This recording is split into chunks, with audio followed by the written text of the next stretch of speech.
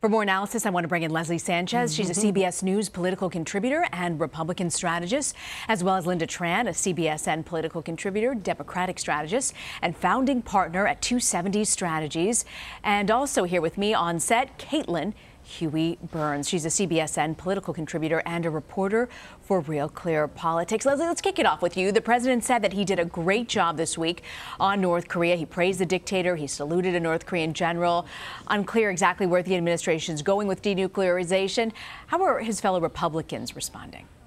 Well, you know, it's interesting to follow that. I mean, there was a lot of pomp and circumstance around that press conference. He was saying they had very good chemistry, that he gave him a very private number to contact him. I don't know if it was peace negotiations or a first date. In many ways, it was a little bit of both. They're just starting this process. I think from a PR, a political strategic messaging perspective, the president is right. He's taking a very strong approach in narrating how he wants this story to be told.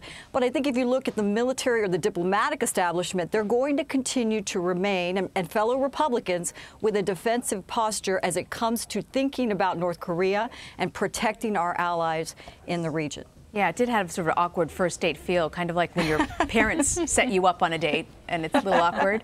Lynda, I want to ask you if the president has been sort of putting the blame on past administrations for North Korea. We know he's done that. You know, he's open dialogue here, though, ultimately, something the Obama administration didn't do. Does he deserve credit? Well, I mean, certainly there is something happening now that is unprecedented and did not happen during the Obama administration. I think we would give him more credit if there were actually any sort of substance behind what has happened recently. The conversation in Singapore, the summit itself, yielded a document that was extraordinarily vague, and all we're getting right now are promises about what that country is going to do with its nuclear weapons, when the truth is, given their record, I'm not sure why we would put faith or set store in anything that Kim Jong Un has to say. Here's a man who has, murdered members of his own family, and the very fact that Donald Trump is now saying things that are admiring him, the way that he treats people as a dictator, should be very, very scary to everybody on both sides of the aisle. Caitlin, when you look ahead to midterms in November, is North Korea an issue that really moves the needle? It could be. It really remains to be seen. We know that people tend to vote in midterms on a couple of different things. One, in reaction to the party in power, and also on the economy, as it always is. But as part of the economy, it involves kind of people's overall security in terms of their economic security, in terms of how safe they feel, how free they are to make decisions about themselves and their families. So I was talking to Republican strategists this week in light of the summit, trying to figure out whether this would be something that candidates play up. And they're just not ready to do that yet because, to Lynda and Leslie's points, we're not quite sure what is to come of this. Now, the president, of course, is out there saying that he's kind of solved the nuclear crisis, right? But it really remains to be seen how people are feeling about it. I will note, though, however, that when you look at most polls, his scores on things like national security approach to North Korea are much more favorable to him than his national average. And interestingly enough, when you look at states like California, I was looking at a recent poll that found, he only has a 30% approval rating there, but on the issue of national security, it's 10 points higher when it comes to North Korea. So I think people are willing to give him the benefit of the doubt on this, but of course, the way in which he's owning this means that whatever happens, positive or negative, he's going to feel, people are going to attribute that to him. It's interesting, national security, even in a blue state like California, that they're giving him credit there. Leslie, the administration has been under fire for its policy of separating parents from their children, and next week the House is expected to vote on 2 bills. Here's what the president had to say, and Democratic leader, House Leader Nancy Pelosi. I'm looking at both of them. I certainly wouldn't sign the more moderate What does the one. bill have to have in it? I need a bill that gives this country tremendous border security. I have to have that. We have to get rid of catch and release. Does that mean the wall? We have to have the wall. If we don't have the wall, there's no bill. It's a bad bill to begin with. And so when the president says he's not going to sign it, it just goes to show you how low his standards are. How exactly are we going to find compromise on this, Leslie? It's going to be extremely tough. There's no appetite in this country to separate parents from children. The short and long-term consequences of that are a meaningful conversation this country needs to talk about, because it's going to have a residual effect that is detrimental not only to the mental health and the well-being, but what are we incubating along the U.S.-Mexico border? This is a situation that needs to be resolved. Now, the challenge is Republicans who want to make compromise on this are trying to put forward a measure here that the president is going to stand strong and say he's not going to sign anything unless it includes that border wall. So there's going to have to be those concessions there. You're not going to get Mexico to pay for it. The U.S. tax dollars are going to pay for it.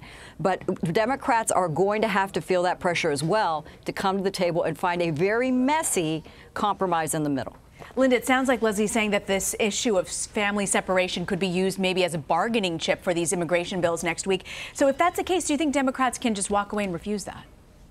I don't think Democrats have any interest or any desire in walking away. I think that seeing that there are 11,432 immigrant children currently being detained by this administration, and you heard that story about a woman who had her child taken away while she was breastfeeding.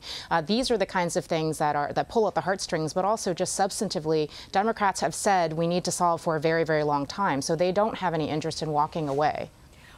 You know, one thing, though, Caitlin, we know that the president and his surrogates have said they want to get more wins on the scoreboard before going into midterms. But immigration is one that they're for Republicans. So where do you see this headed next week? Right, exactly. So we're expecting to have some kind of a vote on these two measures. One is a harder line measure, kind of in line with what the president had proposed the last time around. And one is more of a compromise with the more moderate members of the House of Representatives. A lot of those moderate Republicans are up for re-election in districts that are either swing districts or districts that Hillary Clinton won in 2016, and therefore they have more of a political incentive to find some kind of common ground here.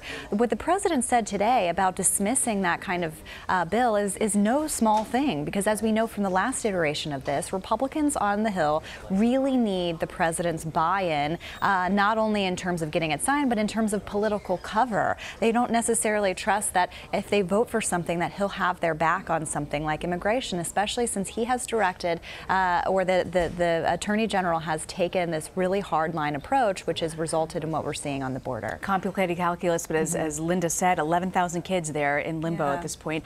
Lastly, Leslie, I've got to ask you about the IG report. The president is claiming it exonerates him and had nothing to do with the Mueller probe or collusion. What do you make of his claim? I think it's a great claim. I don't think it's true. I don't think you're going to get a lot of support. People believing that. The president would like to think that everything's over, the Mueller investigation should end, but that's not going to be the reality. And, you know, the IG report comes as Comey broke protocol on that we know on the Clinton email investigation, but that the FBI was not politically motivated. Trump says on the Inspector General that he got it wrong. Lynda, can he have it both ways? Well, I mean, the problem for Donald Trump is regardless of what this report says or anything else that comes out in the future, he himself was on camera saying he fired James Comey because he wanted to end the Russia investigation. And so that really sort of speaks to the core issue for him and something he hasn't been able to get away from because he himself is the problem.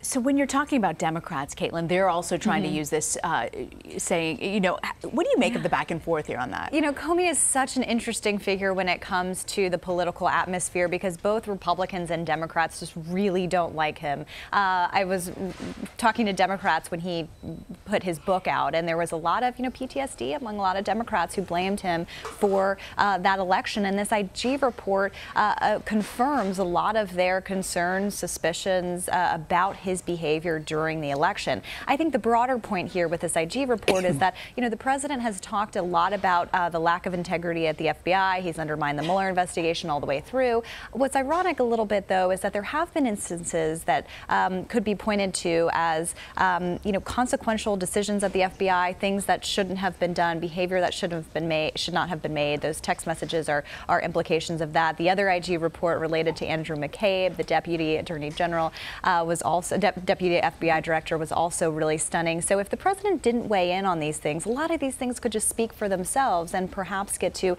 a real solution here. But the president weighs in, kind of involves himself even further in these controversies, and a lot of questions remain. Caitlin Huey-Burns, Lynda Tran, Leslie Sanchez, thank you, ladies, for joining us. Thank you.